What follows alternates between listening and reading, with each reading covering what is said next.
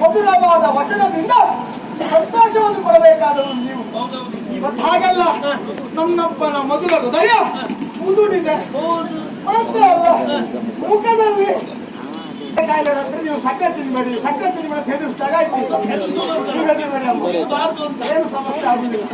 ಪಾರಂಗದಲ್ಲಿ ಚಳಿ ನಾಳೆ ನಿಮ್ಮ ಮನೆಗೆ ನಮ್ಮ ಮನೆಯನ್ನು ಬೆಳೆದುದಕ್ಕೆ ಸೊಸೆ ಬರ್ತಾಳೆ. ನೀವು ಮುಖ ಹೀಗೆ ಮುದುಡಿ ಕೂತ್ಕೊಂಡ್ರೆ ಸರಿ ಆಗ್ತದಾ? ಸುಮ್ಮನೆ ಮೆಚ್ಚಿದನು ಮಗನೇ ನಿನ್ನ ಕಲ್ಯಾಣ ಸರಿದು ಮುನ್ನ ಸ್ವಚ್ಛವಾಗಿ ಗಾಯವು ಮರುಳಾಯಿಸುತ್ತಲೇ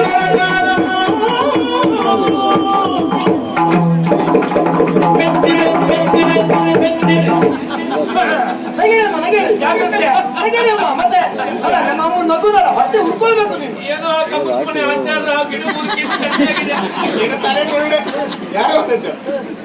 ಅಲ್ಲಿ ನಿನ್ನನ್ನು ಕರ್ಕೊಂಡು ಹೋಗ್ಬೇಕು. ನಿನ್ನ ತಲೆಗೆ ಏನಾದ್ರು ಔಷಧ ಸಿಗ್ತಾ ಏಯ್ ನೀನ್ ಹೇಳ್ತೀಯ ನಗಬಾರದು ಅಂತ. ಹೌದು. ಮಗ ಹೇಳ್ತಾನೆ ನಗಬೇಕು ಅಂತ. ಅಮ್ಮ ನಾನೇನ್ ಮಾಡ್ಲು? ನಗಲೇಬೇಕು.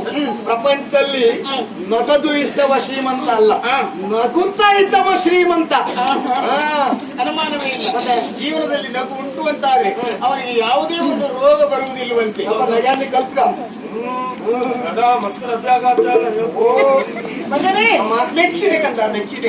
ನಿಜವಾಗಿ ತಾಯಿಯ ಮೇಲೆ ಅದೆಷ್ಟು ಪ್ರೀತಿ, ಹೌದಮ್ಮ, ಅದೆಷ್ಟು ಗೌರವ.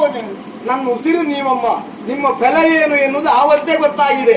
ನೀವು ಏನು ಹೇಳಿದ್ರು ನಾನು ಮಾಡ್ತೇನೆ. ತಾಯಿಗಾಗಿ ನಿನ್ನ ಧ್ಯೇಯ ಧೋರಣೆಗಳನ್ನೇ ಬದಿಗೊಳಿಸಿದವ ನಾವೆಲ್ಲ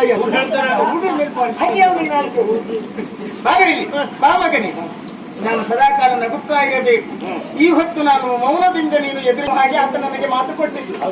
ಮಗನೇ, ಆವತ್ತು ಆ ರೀತಿಯಾಗಿ ನಾನು ನಿನ್ನಪ್ಪನು ಮದುವೆ ಆಗು ಎನ್ನುವ ಹಾಗೆ ಅದೆಷ್ಟೇ ಹೇಳಿದ್ರು ನೀನು ಒಪ್ಪಲಿಲ್ಲ. ಮೊದಲು ನೀನು ಅಪ್ಪ ಅಮ್ಮನ ಮುಂದೆ ಚಾಪೇಡಿ ಸರಿ ಉಂಟು, ಸಾವಿರ ಸುಳ್ಳು ಹೇಳಿ ಮದುವೆ ಮಾಡಿಸ್ಬೇಕು ಅಂತ ಹೇಳಿದ್ರು. ಮಾಡ್ತಿ?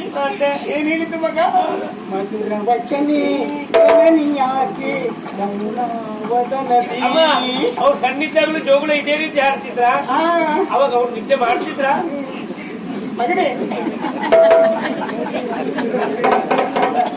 ನಿದ್ದೆ ಬರಬೇಕು ಅಂತ ಈ ಹಾಡಿಗೆ ಮುಂದಿನ ಮಾತಲ್ಲ ನನ್ನಲ್ಲಿ ಏನು ಬಹುಜನರ ಅಪೇಕ್ಷೆ ಮೇರೆಗೆ ಒಂದಲ್ಲ 10 ಸಲ ಹೇಳ್ತೇನೆ ನಾನು.